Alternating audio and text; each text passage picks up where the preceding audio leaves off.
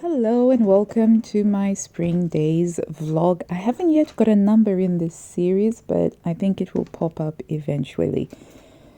The days are getting lighter. I'm able to get a lot more stuff done in the morning with the lighter early mornings, which has been a really lovely thing about spring.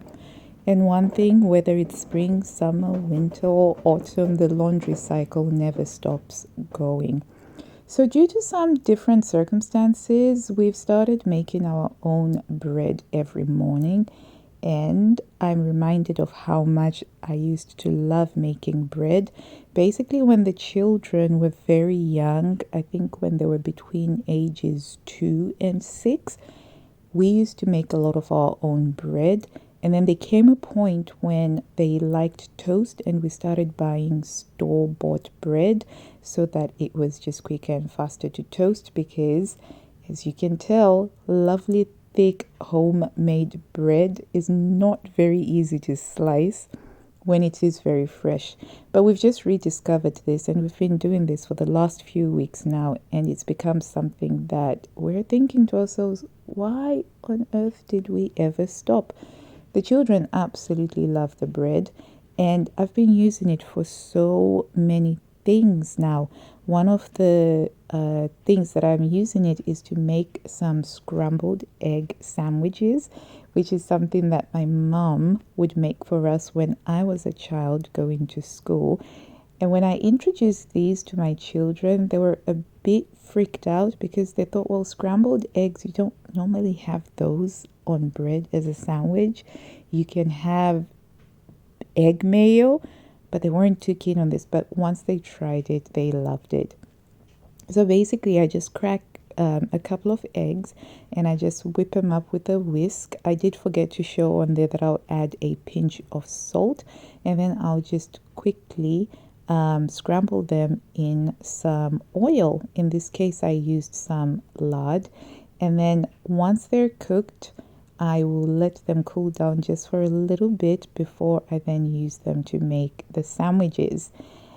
And I'm also making some bacon butties. Here in England, there's this wonderfully British invention that is called the bacon butty. And some of my older kids really love this. And so later on, I will be making a bacon butty. With the scrambled egg sandwiches, I just put about a third of the scrambled egg on to the half cut bread. And by the way, this is the way that I cut the bread, because I found that with the extra large loaves, if I try to just cut it straight down, it doesn't work as well, especially when the bread is nice and fresh. And for the number of children that we have to do the extra large bread. I personally like to have the crust very, very light. So our bread maker has got different settings, and this is a light crust, which I think is fantastic for sandwiches. And so the scrambled egg sandwiches are just really simple: mayonnaise put on the fresh bread, and the kids love them. And so for the bacon butties, I'm just frying up the bacon until it's nice and crisp. And I'm also adding fried egg as well. So this is almost like half an English fry up. And if you've never tried a full English breakfast, my friends, go look it up on YouTube and check it out, because they're really, really fabulous. They're full of protein, and we're very big on protein intake, on ensuring that everybody gets enough protein.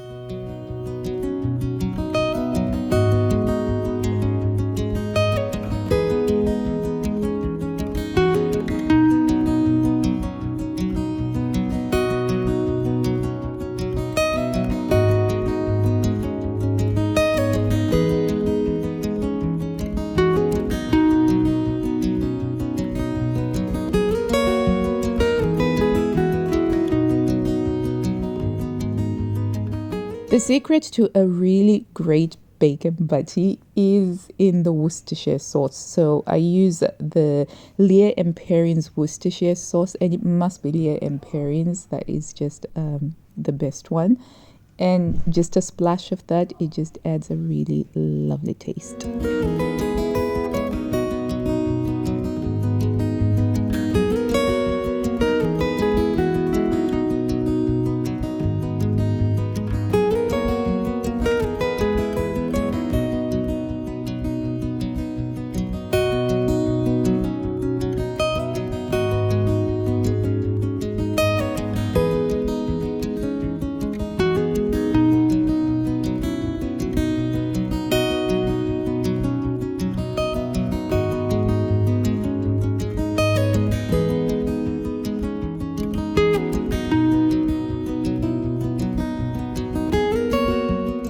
After all of the hot breakfasts have been made, I move on to making the lunches using the fresh bread as well.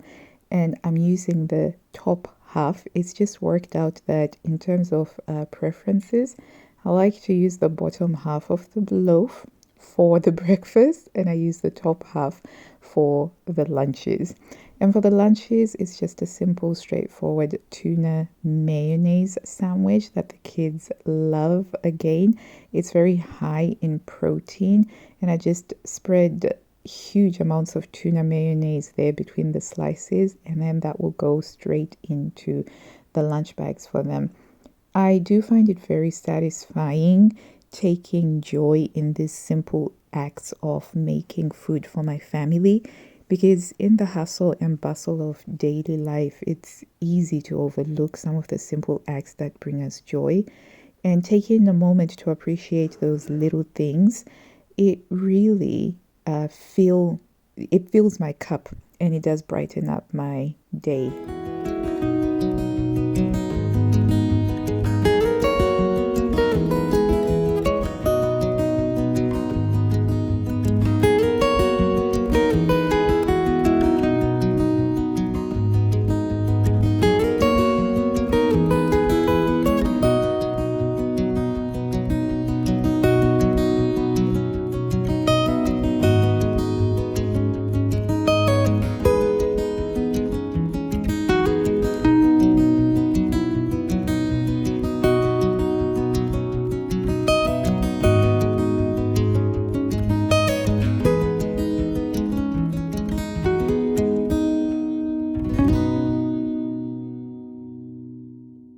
Another thing that I like to add in the children's lunchboxes is a sweet treat.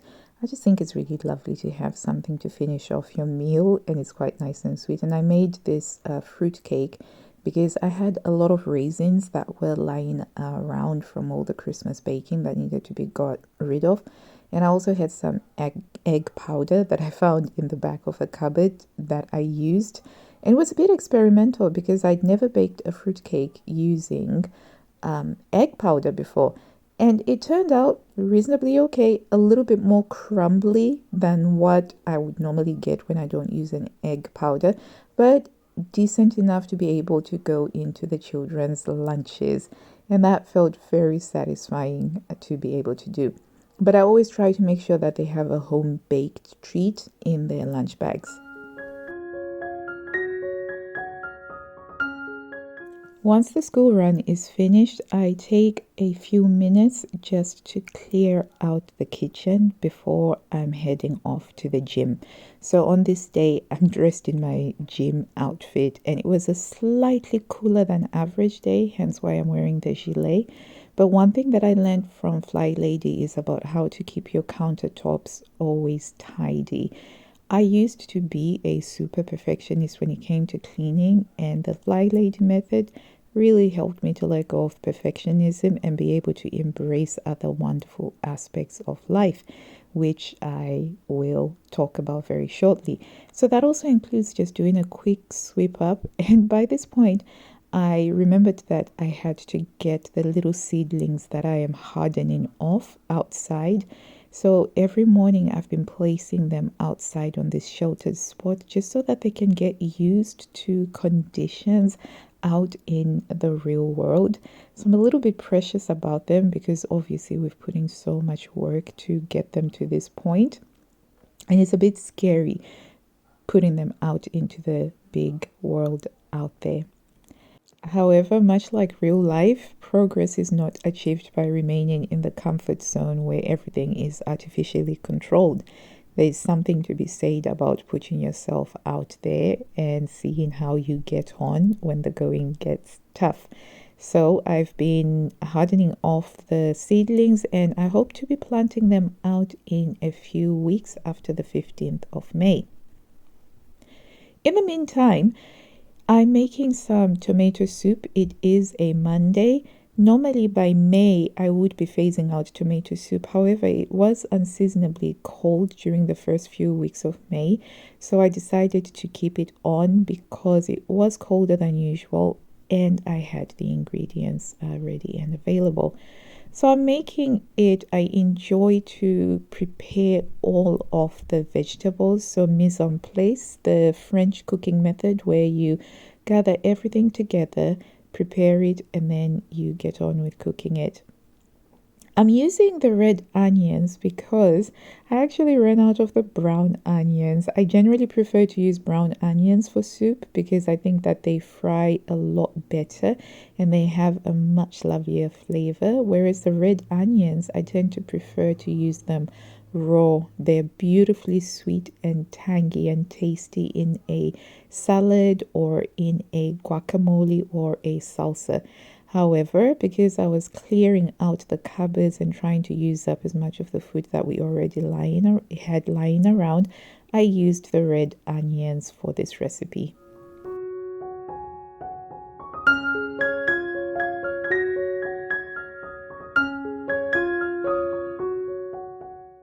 When I was teaching my son how to make this tomato soup, he asked me why I bothered with finely dicing the onions if they're just going to be mushed up with a blender once the soup has been made. And the point that he was making, quite valid, was that perhaps it isn't necessary for me to spend all this time carefully preparing the vegetables and I could just chunkily cut them and put them into the soup. And I think what I struggled to explain to him was how letting go of perfectionism, one of the things that I learned to do was to focus on small things that bring joy to me. And for me, just simply savoring the process of preparing the vegetables, chopping them up nicely, honoring all of the hands that went into getting these vegetables to me.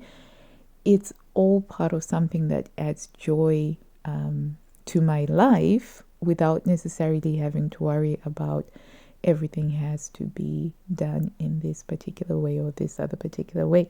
So even though this is just going to be a soup that is going to be mushy, there's still a lot of fun and a lot of joy to be found in just intrinsically uh, preparing the vegetables and enjoying the colors. I really do love colorful things, and the orange of the carrots as well as the red of the onions and the red of the tomatoes, they all bring something so flavorful to eat, which is a joy in itself, but also something that is joyful to prepare.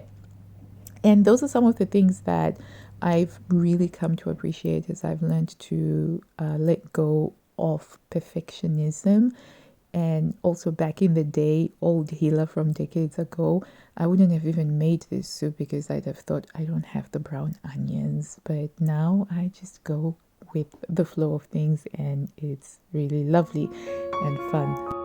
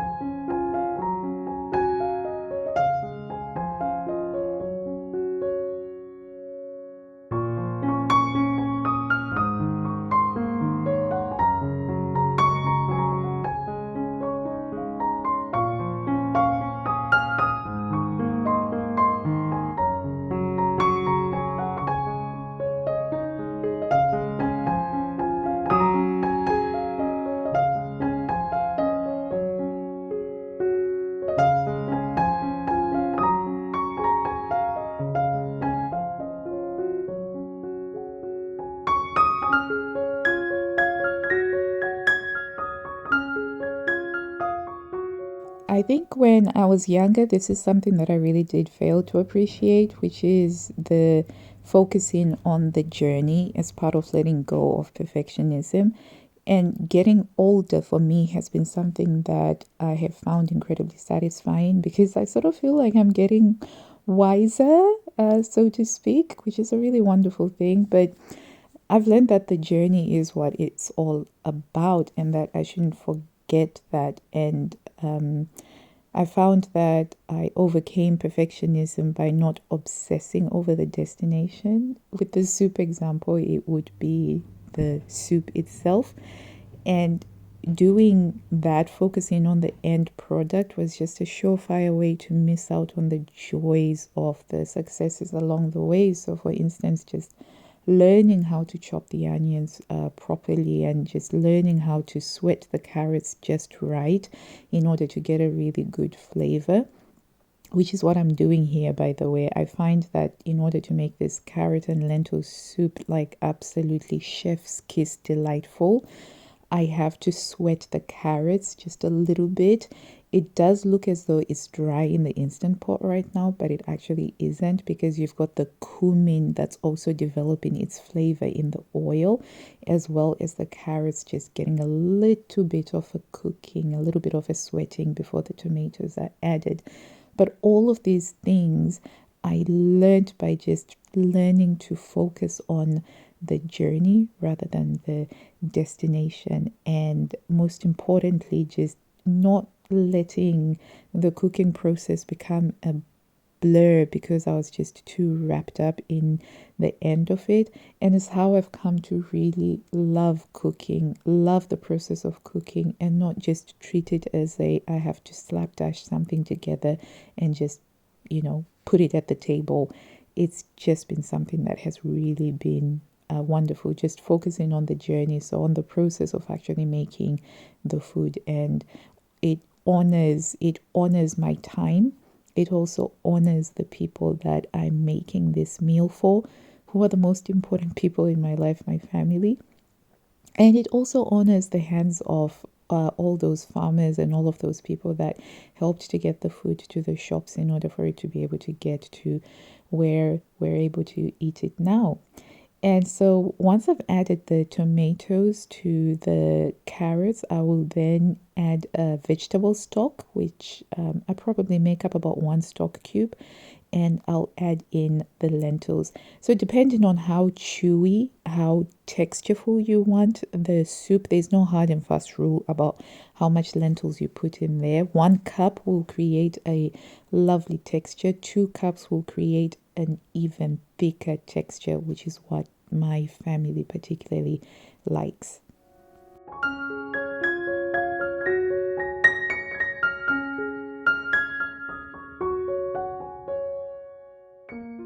The bread that I'm making to go with tonight's dinner is using a heritage flour called Khorasan flour.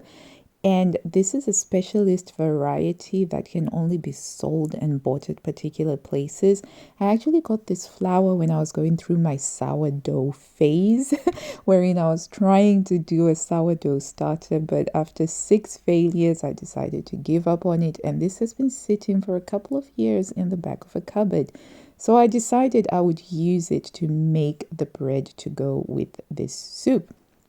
So following the recipe, it was my first time working with this flour, and having had the bread and recording this video now, or recording this voiceover after we made it, it's actually a really fabulous flour. It is very finely milled, so it does create a lot of dust. I was eventually, a couple of minutes after I started making this, there was a lot of sneezing because there is a lot of the fine powder that got into the air particles. And by the way, I'll put all of the recipes in the description box down below.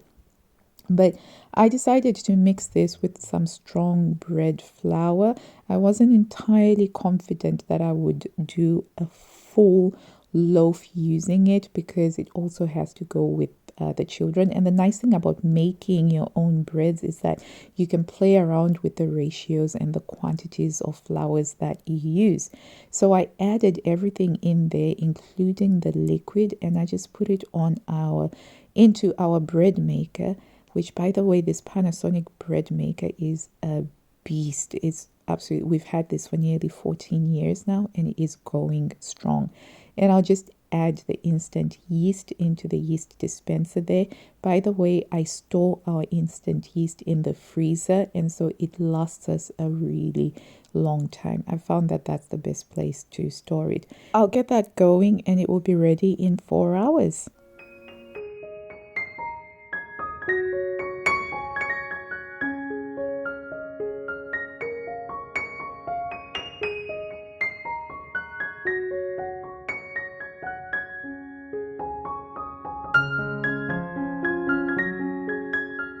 Hello and welcome to a so-called spring days vlog. Unfortunately, here in England, spring hasn't quite yet made a full-on appearance. A couple of days ago, we had hailstones.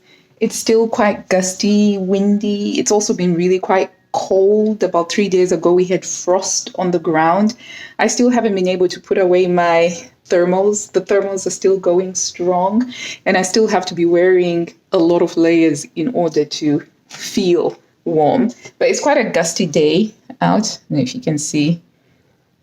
That's my Japanese Acer, which is a very good one. It's showing me how windy it is because it's got these lovely, delicate branches that just weave and bob gently.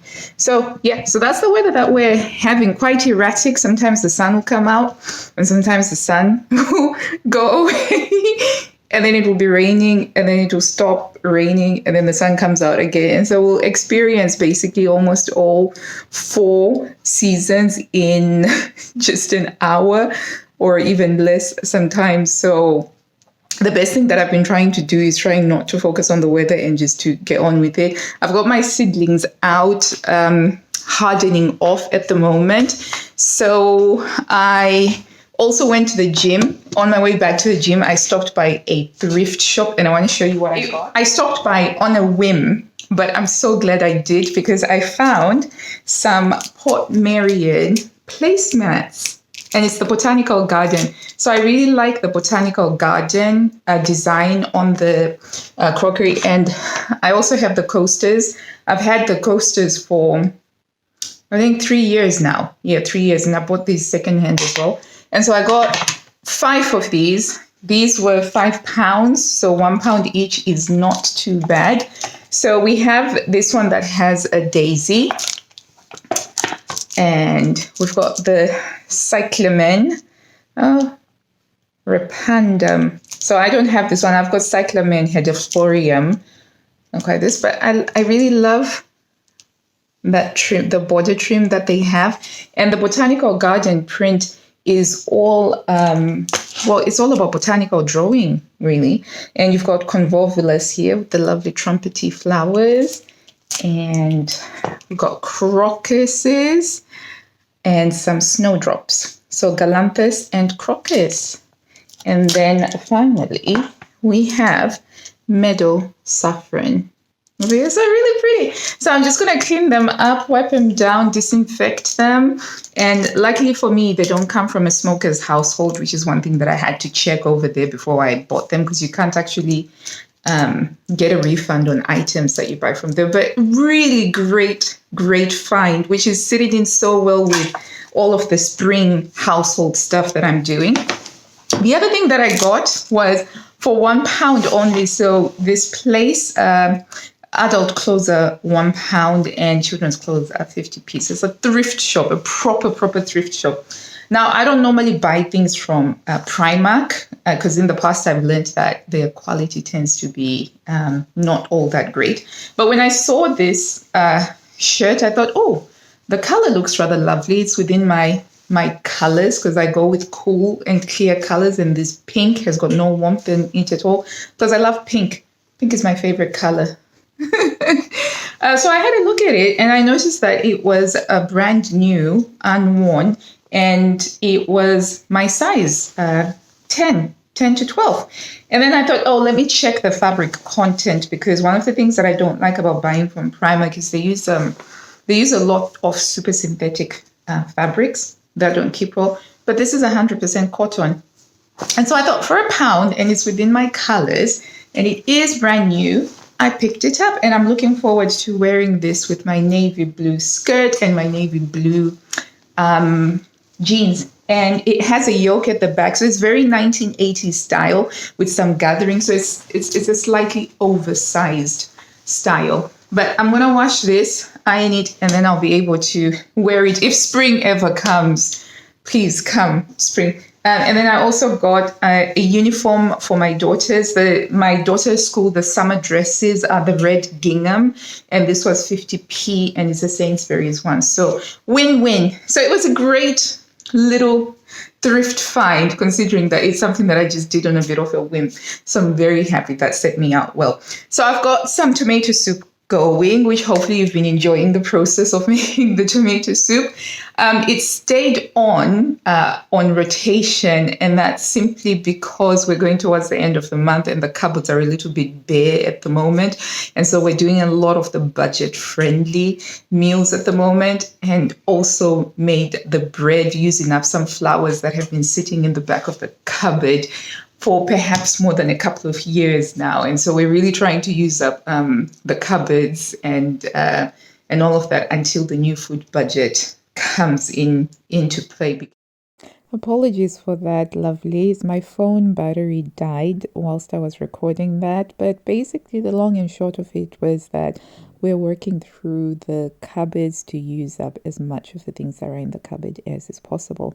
So after several hours, I needed to put the little plants back inside into safety after they had just been crying about, what is this thing? What is this thing that's making us move about? I always try to imagine that that's what they're thinking whenever I put them out for hardening off, but they'll be ready in a few weeks. Lunch was some leftover chicken soup, which I like to warm up on the hob and just add some freshly washed spinach leaves to just give that extra healthy food boost, which I will have with some yeast flakes, which are a great source of vitamin B12, and it's a very natural product because it is yeast flakes. And I'll have a really lovely chilled out lunch, reading a magazine. One thing I've been trying to do is to approach meal times where I'm eating by myself with a little bit more reverence and respect rather than just scoffing food down on the go. I am trying to sit down and eat and honor my body by taking the time to nourish it properly. Can you watch?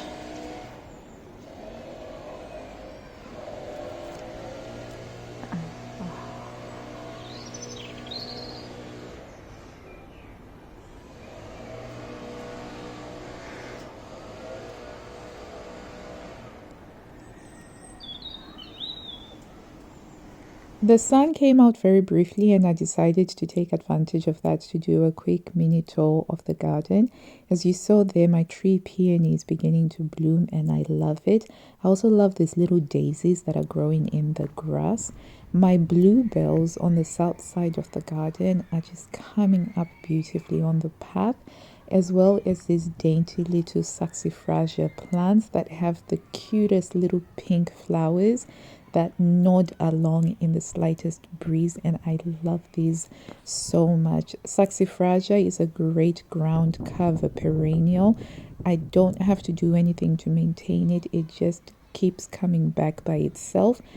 The only thing that I have to do actually is just to snap off the stalks after they have finished flowering. But it really is a lovely little perennial. And I have my Canterbury bells coming into a flush. Hopefully, they'll have loads of flowers this season. The forget-me-nots are absolutely gorgeous. They create a hazy blue carpet on as a backdrop for the rest of the flowers, and I can't tell you how much I love them. I occasionally have some white forget-me-nots here and there, but the blue ones are definitely stunning. My red tulips are still going strong, even though we're in May, sort of slash end of April. And by the vegetables, the garlic and the onions are coming in, getting ready to be harvested. Within a few weeks, they should be ready for harvesting. I also have some shallots going, but I'm not too sure if those are going to produce as much as I was hoping they would do. But the thing with gardening is it's all about the journey. What has done really well this season, though, is the rhubarb. They have just gone absolutely mental.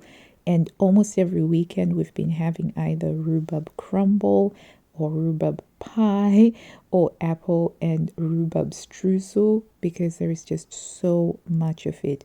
So much so that I've decided that next year I will be forcing 1/3 of the rhubarb, and that's where you put it under a terracotta pot and you force it to grow very quickly, and that's supposed to be a delicious rhubarb stock. So stay tuned. Next year I'll be doing that.